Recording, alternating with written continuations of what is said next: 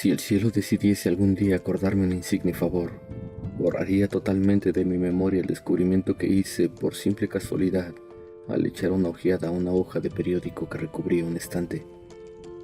Era un viejo número del Boletín de Sydney de 18 de abril de 1925, con el cual no hubiese podido dar en mi vida cotidiana. Había pasado inadvertido hasta para la agencia de recortes que había estado coleccionando ávidamente durante esas épocas materiales para mi tío.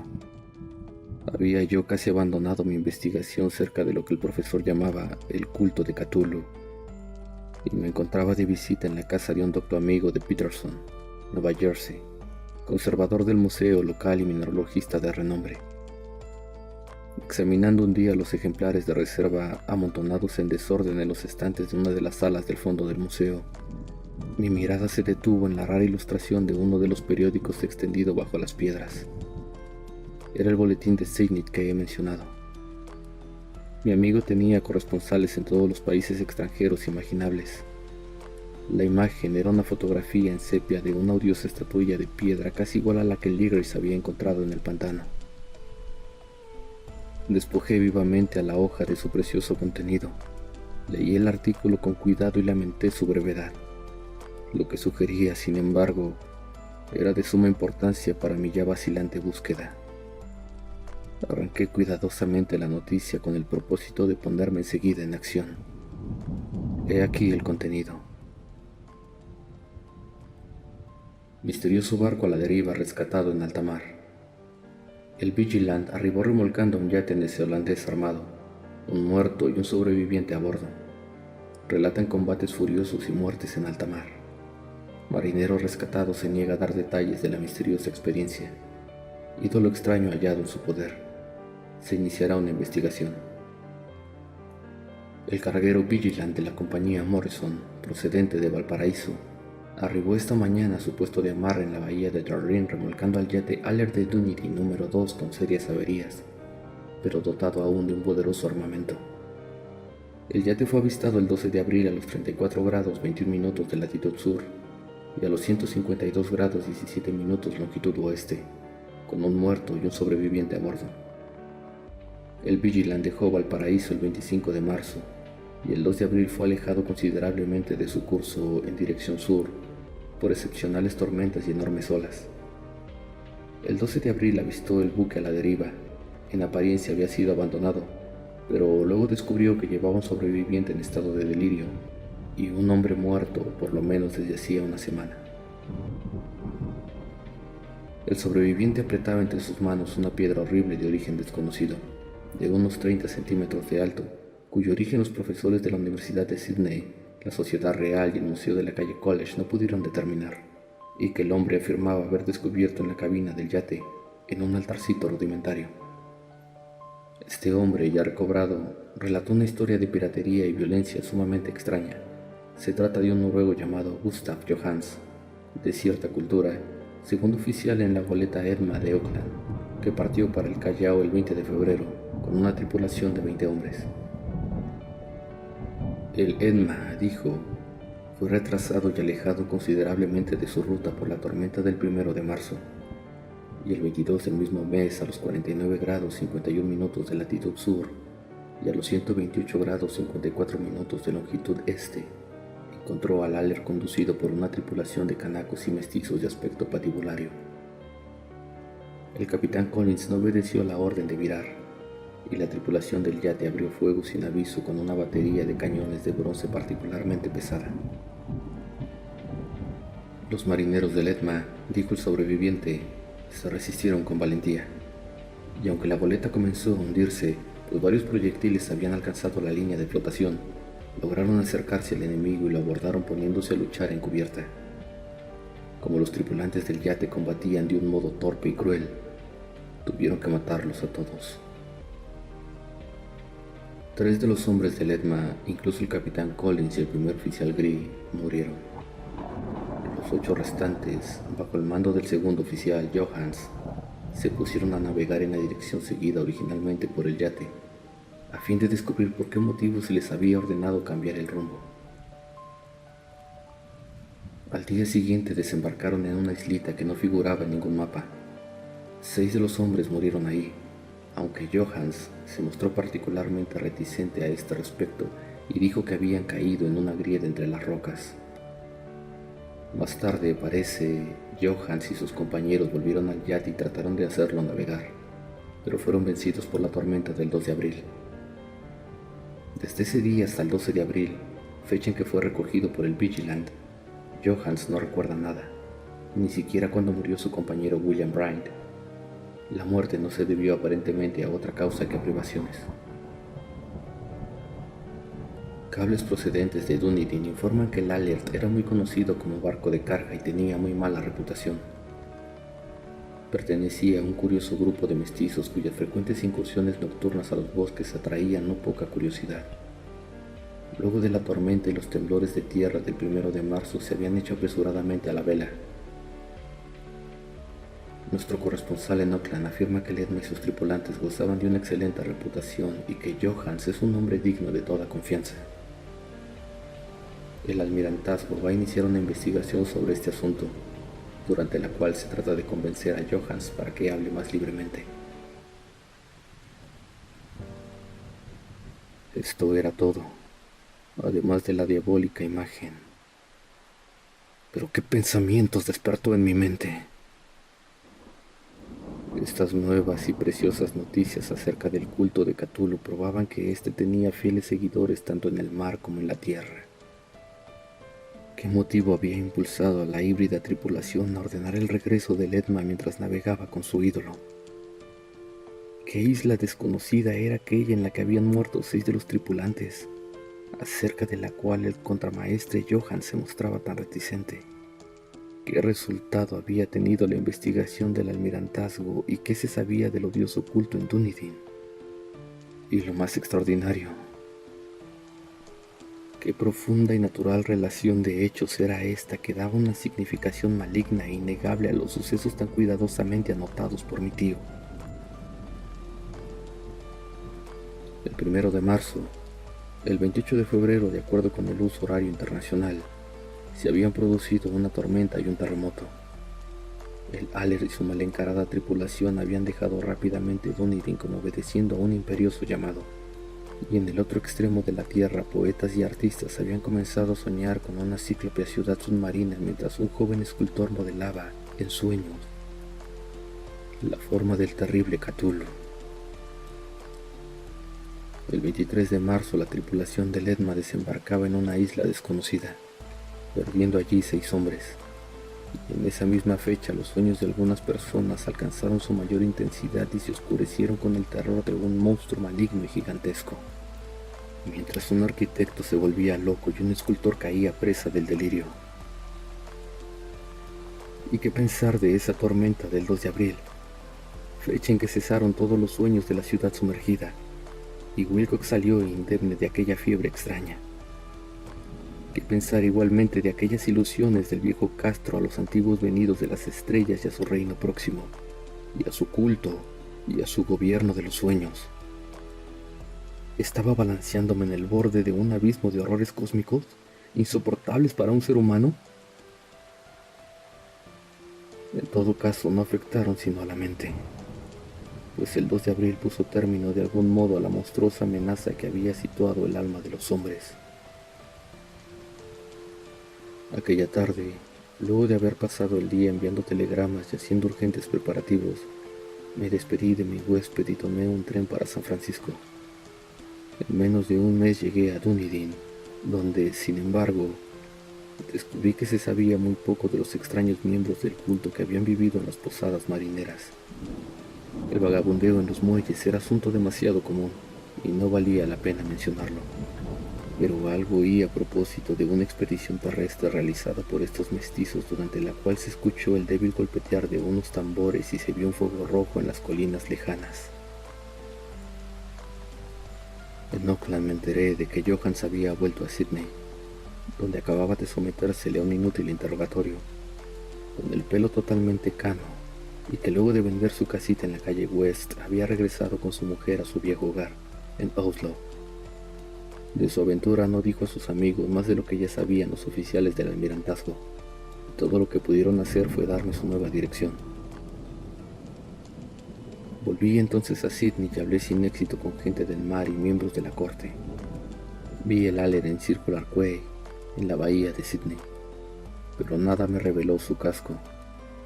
La imagen en cuclillas de cabeza de pulpo, cuerpo de dragón, alas escamosas y pedestal con jeroglíficos se conservaba en el Museo de Hyde Park. La examiné con cuidado y descubrí que estaba exquisitamente labrada y tenía el mismo profundo misterio, terrible antigüedad y sobrenatural rareza de material que el ejemplar más pequeño de Ligres. Para los geólogos, me dijo el conservador del museo, la estatua era un enigma monstruoso y juraban que no había en el mundo una roca parecida. Recordé, estremeciéndome, lo que había dicho el viejo Castro Aligres a propósito de los primeros grandes antiguos. Vinieron de las estrellas y trajeron consigo sus imágenes. Profundamente perturbado, resolví visitar al oficial Johans en Oslo. Llegué a Londres, me reembarqué enseguida para la capital de Noruega y un día de otoño eché pie a tierra en un limpio desembarcadero, a la sombra de Egeberg.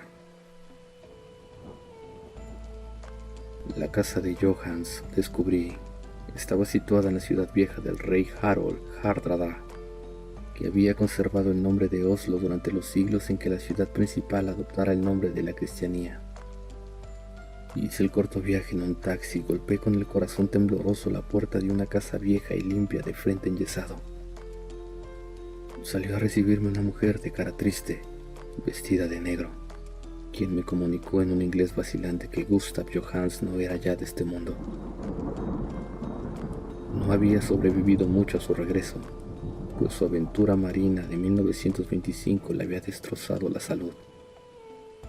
La mujer no sabía más que el público, pero Johans había dejado un largo manuscrito que trataba asuntos técnicos, escrito en inglés con la intención manifiesta de que su esposa no lo entendiese.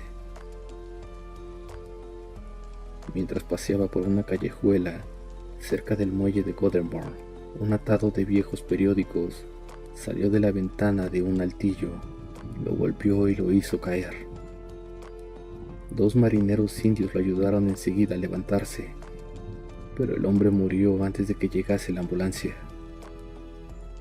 Los médicos, incapaces de precisar la causa del deceso, lo habían atribuido a un malestar del corazón y a un debilitamiento general. Sentí entonces que un oscuro terror que no me abandonaría hasta que a mí también me fuese acordado el eterno reposo, accidentalmente o por otro motivo, me traspasaba los huesos. Habiendo persuadido a la viuda de que mi conocimiento de esos asuntos técnicos me autorizaba a poseer el manuscrito, me llevé el documento y comencé a leerlo en el barco que me conducía a Londres. Era un relato simple, desordenado, un diario de mar redactado de memoria en el que se intenta recoger día a día aquel último y terrible viaje. No lo transcribiré literalmente a causa de sus oscuridades y redundancias, pero mi resumen bastará para explicar por qué el rumor de las aguas contra los costados del buque se me hizo tan intolerable que tuve que taponarme los oídos.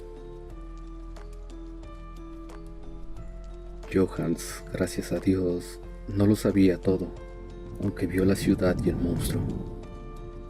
Pero yo ya no podré dormir en paz mientras recuerde el horror que espera emboscado del otro lado de la vida, en el tiempo y en el espacio, y aquellas malditas criaturas que vinieron de los astros más antiguos y que sueñan en las profundidades del mar, conocidas y favorecidas por un culto de pesadilla decidido a lanzarlas sobre nuestro planeta cada vez que un terremoto vuelva a levantar la monstruosa ciudad de piedra al aire y a la luz del sol.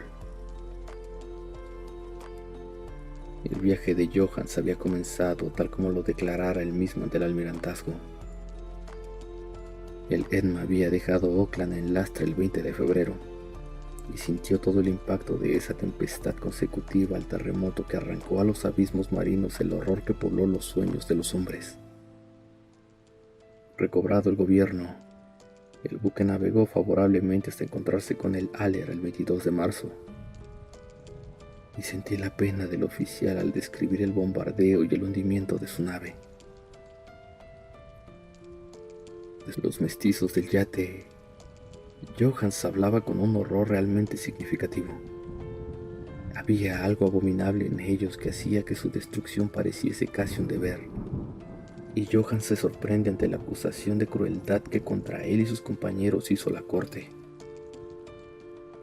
Ya en el yate capturado, Johans y sus hombres, impulsados por la curiosidad, prosiguen viaje hasta avistar una alta columna de piedra que emerge del océano. Y a los 49 grados 9 minutos de latitud oeste y 126 grados 43 minutos de longitud sur, se encuentran ante una costa barrosa y una albañilería ciclópea cubierta de algas que no puede ser sino la sustancia tangible del terror supremo del universo. La ciudad muerta de Arrelie, construida hace millones de años, antes de los comienzos de nuestra historia, por las enormes y espantosas criaturas que descendieron desde los astros desconocidos. Allí yace el gran Cthulhu y sus compañeros, ocultos en unas bóvedas verdes y húmedas desde donde envían, luego de incalculables siglos, pensamientos que aterrorizan a los hombres sensibles y reclaman imperiosamente a los fieles del culto que inician el peregrinaje de la liberación y la restauración. El oficial Johans ignoraba todo esto, pero Dios sabe que había visto bastante.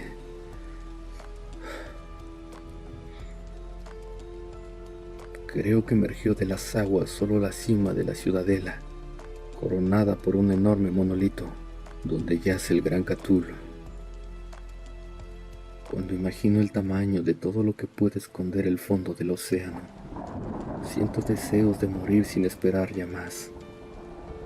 Johan y sus hombres se sintieron aterrados ante la majestad cósmica de esta húmeda Babilonia habitada por demonios, y debieron sospechar instintivamente que no pertenecía ni a este ni a ningún otro planeta similar.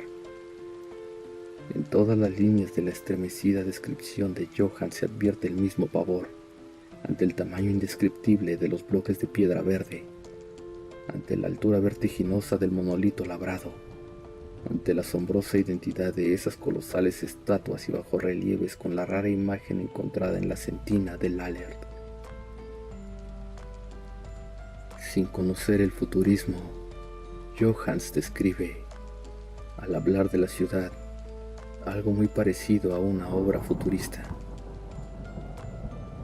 En vez de referirse a una estructura definida, algún edificio, se reduce a hablar de vastos ángulos y superficies pétreas,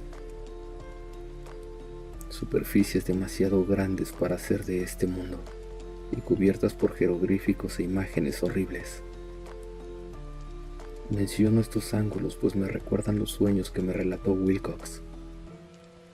El joven escultor afirmó que la geometría de la ciudad de sus sueños era normal, no euclidiana, y que sugería esferas y dimensiones distintas de las nuestras. Ahora un marino ilustrado tenía ante la terrible realidad la misma impresión. Johans y sus hombres desembarcaron en la playa de esta monstruosa acrópolis y se treparon, resbalando, por los titánicos y musgosos escalones que ningún ser humano hubiera podido edificar. El sol mismo parecía deformado cuando se lo miraba a través de las miasmas polarizadas que emanaban de esta perversión submarina. Una amenaza tortuosa se echaba en esos ángulos desconcertantes donde una segunda mirada descubría una concavidad donde se había creído ver la convexidad. Todos los exploradores, aún antes de ver algo definido, salvo las rocas, los musgos y las algas, se sintieron presa de un indefinible terror. Todos habrían escapado si no hubiesen temido la burla de los otros, y solo de mala gana se decidieron a buscar, vanamente, como comprendieron más tarde, algo que sirviese de recuerdo. Rodríguez, el portugués, fue el primero en llegar a la base del monolito y les gritó a los otros lo que acababa de descubrir. Poco más tarde, los hombres contemplaron curiosamente una enorme puerta de piedra labrada con el ya familiar bajorrelieve del pulpo dragón. Se parecía, dice Johans, a la enorme puerta de un granero. Todos vieron allí una puerta, ya que estaba encuadrada en un umbral, un dintel y dos montantes, pero nadie pudo decir si estaba situada horizontalmente, como la puerta de una trampa, o algo inclinada, como la puerta exterior de un altillo. Como lo hubiese dicho Wilcox, la geometría del lugar era errónea. Uno no podía estar seguro de que el mar y el suelo fueran horizontales, de modo que la posición relativa de todo el resto parecía variar fantásticamente. Bryden presionó sobre la piedra en diversos sitios sin resultado. Luego Donovan palpó con delicadeza los bordes, apretando separadamente cada punto. Subió con lentitud a lo largo de la grotesca moldura de piedra. Puede decirse que subió si se admite que la puerta no era al fin y al cabo horizontal. Y los hombres se preguntaron cómo una puerta podía ser tan enorme. Al fin, muy suavemente, muy lentamente, el panel comenzó a inclinarse hacia adentro, y todos vieron que la piedra se balanceaba. Donovan se deslizó y trepó de algún modo a lo largo de los montantes, y los hombres se pusieron a observar el curioso retroceso de la puerta monstruosa. En este fantástico mundo de deformidades prismáticas, la piedra se desplazaba normalmente en diagonal, despreciando todas las leyes de la materia y la perspectiva. La abertura mostraba una oscuridad casi material. Estas tinieblas tenían realmente una cualidad positiva, pues ocultaban algunas partes de las paredes interiores que debían ser visibles. Al fin surgió de aquella cárcel milenaria algo así como una humareda que oscureció la luz del sol mientras se elevaba hacia el cielo, empequeñecido y arrugado, con la ayuda de sus alas membranosas. El olor que salía de aquellos abismos recién abiertos era insoportable, y Hopkins, que tenía el oído fino, creyó oír allá abajo un sonido chapoteante e inmundo. Todos escucharon, y todos escuchaban aún cuando el monstruo se hizo visible, babeando y apretando su inmensidad verde y gelatinosa a través de la tenebrosa abertura hasta elevarse pesadamente en el aire corrompido de aquella ciudad de pesadilla. La letra del pobre Johans es apenas inteligible en esta parte. De los 6 hombres que nunca llegaron al barco, cree que 2 murieron simplemente de miedo en aquel instante maldito. El monstruo estaba más allá de toda posible descripción. No hay lenguaje aplicable en ese abismo de horror inmemorial, a esa pavorosa contradicción de todas las leyes de la materia, la fuerza y el orden cósmico. Una montaña que caminaba. ¡Dios! ¿Puede extrañar que en el otro lado de la tierra enloqueciese un gran arquitecto? ¿Y que en aquel telepático instante la fiebre devorara al pobre Wilcox? El monstruo de los ídolos, el verde y viscoso demonio venido de otros astros, había despertado para reclamar sus derechos. Las estrellas eran otra vez favorables, y lo que un viejo culto no había podido lograr por su voluntad, un puñado de inocentes marineros lo hacía por accidente. Luego de millones y millones de años, el gran Cthulhu era otra vez libre. 3 hombres fueron barridos por aquellas patas membranosas antes de que nadie tuviese tiempo de volverse. Que descansen en paz, si hay algún descanso en el universo. Eran Donovan, Guerrera y Armstrong. Parker resbaló mientras los otros 3 sobrevivientes se precipitaban frenéticamente en un escenario infinito de rocas verdosas. Johans asegura que fue absorbido hacia arriba por un ángulo que no debía estar allí, un ángulo agudo que se había comportado como si fuese obtuso. De modo que solo Bryden y Johans llegaron al bote y se dirigieron desesperadamente hasta Lallert mientras la montañosa monstruosidad descendía por los escalones de piedra resbaladiza y se detenía, titubeando, a orillas del agua. Las calderas habían quedado funcionando a pesar de que todos habían bajado a tierra, y bastaron unos pocos segundos de frenéticas corridas entre ruedas y motores para poner en marcha el Lallert. Lentamente, entre los horrores distorsionados de esa escena indescriptible, la hélice comenzó a golpear las aguas. Mientras tanto, en la costa mortal, sobre aquellas construcciones que no eran de este mundo,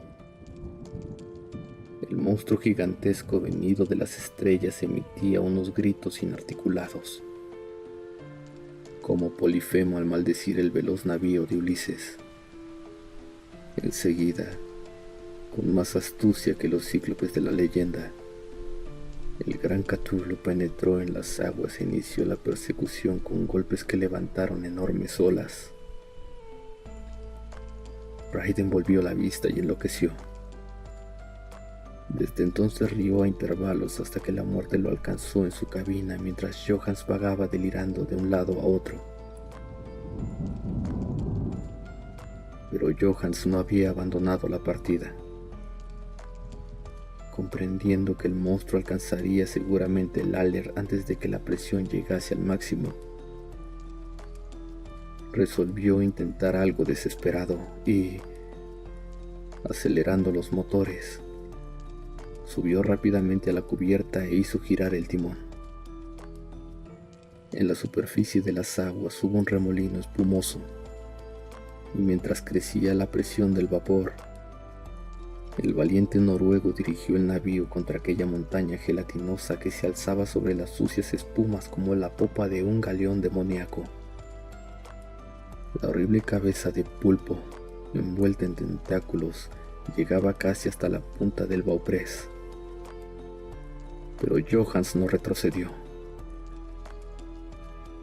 Hubo un estallido como el de un globo que se desinfla, un líquido inmundo como el que surge de un héndido pez luna, una hediondez que el cronista no se atrevió a describir.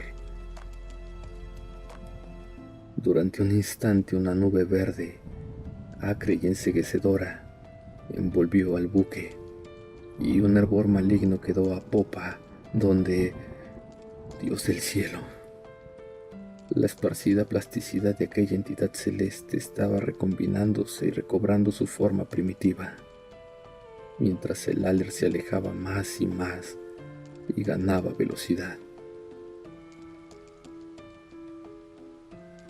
Eso fue todo. Desde ese momento, Johans se contentó con meditar sobriamente sobre el ídolo de la cabina y preparar unas pocas comidas para él y su enloquecido compañero, que reía a carcajadas. No trató de dirigir el navío. Después de aquel incidente quedaba un gran vacío en su alma. Luego sobrevino la tormenta del 2 de abril, que terminó de nublar su conciencia. Recordaba confusamente infinitos abismos líquidos de espectrales paredes giratorias, vertiginosos desplazamientos por mundos huidizos en la cola de un cometa y saltos convulsivos de las profundidades del mar hasta la luna y luego otra vez hasta el mar, todo envuelto en el coro de carcajadas de las antiguas divinidades y de los verdes demonios del Tártaro, de alas de murciélago. Luego de esas pesadillas vino el rescate, el Vigilant, el tribunal del almirantazgo, las calles de Dunedin y el largo viaje de retorno a la casa natal, junto a Legeberg. Nada podía contar, pasaría por loco. Lo escribiría todo antes de morir, pero su mujer no debería sospechar nada. La muerte sería para él beneficiosa solo si borrara los recuerdos. Tal era el documento que leí. Lo he guardado en la caja de lata junto con el bajorrelieve de arcilla y los papeles del profesor Angel. Incluiré este relato, esta prueba de mi propia cordura donde se ha unido lo que espero que nunca vuelva a unirse. He contemplado todo lo que en el universo puede haber de horroroso, y aún los cielos de la primavera y las flores de verano me parecerán desde ahora impregnados de veneno. Pero no creo que viva mucho. Como desaparecieron mi tío y el pobre Johannes, así desapareceré yo. Conozco demasiado y el culto todavía existe. Cthulhu existe también, supongo, en ese refugio de piedra que le sirve de abrigo desde que el sol era joven. Su ciudad maldita se ha hundido otra vez, pues el Vigilant navegó por aquel lugar después de la tormenta de abril. Pero sus ministros de la tierra bailan aún, y cantan y matan en lugares aislados, alrededor de monolitos de piedra coronados de imágenes. Cthulhu tuvo que haber sido atrapado por los abismos submarinos. De no ser así, el mundo gritaría ahora de horror. ¿Quién conoce el fin? Lo que ha surgido ahora puede hundirse y lo que se ha hundido puede surgir. La abominación espera y sueña en las profundidades del mar, y sobre las vacilantes ciudades de los hombres flota la destrucción. Llegará el día, pero no debo ni puedo pensarlo. Ruego que si no sobrevivo a este manuscrito, mis ejecutores testamentarios cuiden de que la prudencia sea mayor que la audacia e impidan que caiga bajo otros ojos.